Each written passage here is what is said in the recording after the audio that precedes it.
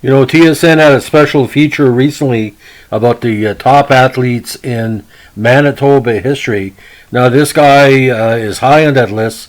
Member of the Hockey Hall of Fame, member of the Manitoba Sports Hall of Fame Museum, a very genial guy, loved by people from 2 to 102. One of the best Ukrainian Canadian athletes, again, in Canadian history. And, owns a ton of records, but one of the most important in NHL history. We're going to talk about the legendary Bill Mosienko. Now, William Mosienko, born November 2nd, 1921 in Winnipeg's North End, played 14 seasons in the NHL for the Chicago Blackhawks. Now, he's best remembered, besides his great personality on and off the ice, for recording the fastest hat trick in NHL history in a 1952 game against the Rangers, when he scored a natural hat trick in 21 seconds. Now, in the NHL, he won the Lady Byng Memorial Trophy in 45 as the most generally player in the league. He played in 5 All-Star games and was twice named to the second All-Star team. He left the league in 55 to help bring professional hockey to his hometown of Winnipeg. He helped create the Winnipeg Warriors of the Western Hockey League and was a 3-time All-Star in his 4 years of play in the association, and he helped the team win the league championship in 1956. Now, he was one of 14 children, having 9 brothers and 4 sisters. Now, his father was a hard-working Ukrainian immigrant who worked as a boilermaker with a CPR. He grew up, and again, in Winnipeg's North End. He developed a passion for hockey at an early age and began playing at 10 with the Tobins and later Sherburne athletic clubs. At 17, he sought to try out with St. James Canadian junior team in 1939, but after being told he was too young, instead joined the Winnipeg Monarchs. Now, with Chicago Blackhawks player Joe Cooper first discovered Mosienko playing on outdoor rings in Winnipeg and recommended that Hawks management sign him. He signed his first deal with Chicago at the age of 18 and was sent to their minor league squad, the Kansas City Americans. In his first 2 years, he split time between the Americans, the Providence Reds, and the Blackhawks. Now, he first recalled Mosienko in 42, replacing players who had left to fight in World War II. He scored his first 2 goals on February 9th, 1942, 21 seconds apart. A lucky number, 21. Now, exempted from military service for medical reasons likely related to his small size, I was only 5'8", 160. He was unable to cross in the States as a result of travel restrictions and played the 43 season primarily with the Quebec Aces of the Quebec Senior Hockey League. He appeared in 2 games with the Hawks when he traveled to Toronto. He finally established himself as an NHL regular in 44 and scored a career-high 70 points. Mosienko and his line mates Clint Smith and Doug Bentley combined to score 219 points that year, at the time an NHL record. His 70 points set a team rookie record that stood for 37 years until broken by Denny Savard in 1981. In 45, Mosienko finished 6th in the league scoring with 54 points and did not record a single penalty minute throughout the course of the season. Because of this, he was awarded the Lady Byng Memorial Trophy as the league's most gentlemanly player and was named a second-team All-Star. He was also voted the most popular player on the team by its fans. The following season, Chicago coach Johnny Gottselig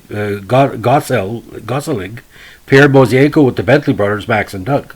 The trio formed what became known as the Pony Line due to their speed and small size and emerged as one of the top scoring trios in the NHL. Max Bentley led the team in scoring in 46, and despite missing time with a knee injury, Mosienko finished 6th, and was again named a second-team All-Star. He played in his first NHL All-Star game prior to the start of the 78 season, during which he suffered a broken leg and was initially feared loss for the year.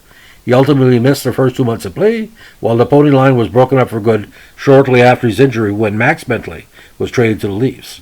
Now, Mosienko remained a key contributor to the Blackhawks offense, appearing in 5 All-Star games during his career. Again, his most famous moment came on March 23rd, 1952, in a contest against the Rangers on the final night of the season.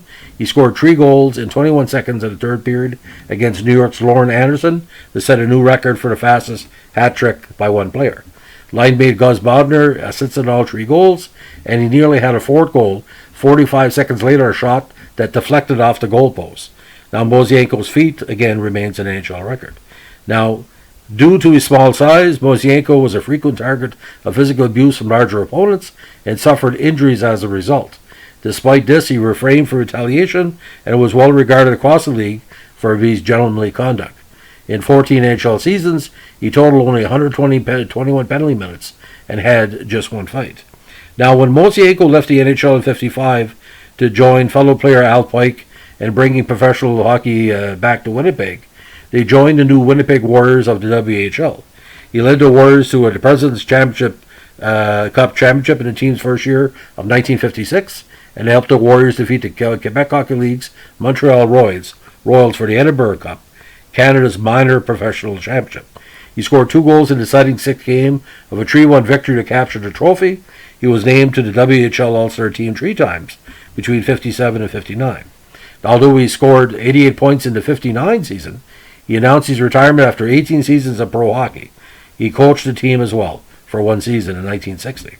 Now, at the time of his retirement from the NHL, he was a 7th all-time in league scoring with 540 points. Again, Hockey Hall of Fame in '65, Manitoba Sports Hall of Fame team in 1980. Now, additionally, Mosienko was honored by the Manitoba Hockey Hall of Fame, and in 2000 was named to its provincial all-century first All-Star team. Now, following his retirement, Mosienko and Joey Cooper operated a string of successful bowling alleys in Winnipeg, one of which continues to be operated by his family. He was a supporter of Winnipeg Minor Hockey and the Manitoba Old Timers Associations. There is an arena also named in Mosienko's honor in Winnipeg. Now, unfortunately, Mosienko died of cancer in Winnipeg in '94 at the age of 92.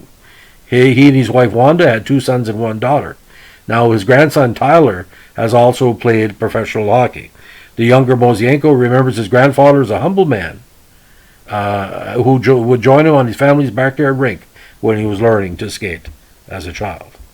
So the best season for Mosienko for a lot of people was that 1944 season, 70 points in 50 games, and he was very consistent as a scorer and player for between Chicago and from 44 to 55, 32, 28, 18, 25, 16, 17, 18, 21, 31, 17, 15, and 12 goals. Now with the Warriors over 4 seasons, 22, 27, 38, and 42. So impressive total. And only played in 22 playoff games, ladies and gentlemen, with 10 goals and 4 assists for 14 points. And again, the big year for him was in 1944. Now, awards and honors, again, Lady Byng, 45, second All-Star team, 45-46, WHL All-Star team, 57, 58, 59, and Manitoba Athlete of the Year in 1957. And that was a great, great year for Manitoba athletes. So Bill Mosienko, all I can say, we miss this guy an awful lot. If you look at the old TSN tapes, and we're talking a little feature about him scoring all those goals, he always gave credit to the fact, well, it was the last game of the season, people weren't, were looking for the summer and stuff like that. But Mosienko had skills, ladies and gentlemen, and he loved him in Manitoba. It's just too bad he only died at age 72, still quite young. If it would have lasted another 20 years, you can imagine when what he could give to the Jets and different Winnipeg hockey, collegiate level, different stuff. Because I guess I talked to some media members out there, when he entered a room, he made everybody smile. And that's the best compliment you can give to probably one of the greatest athletes, at least top 10, in Manitoba hockey and sports history. Thanks for listening. Bye.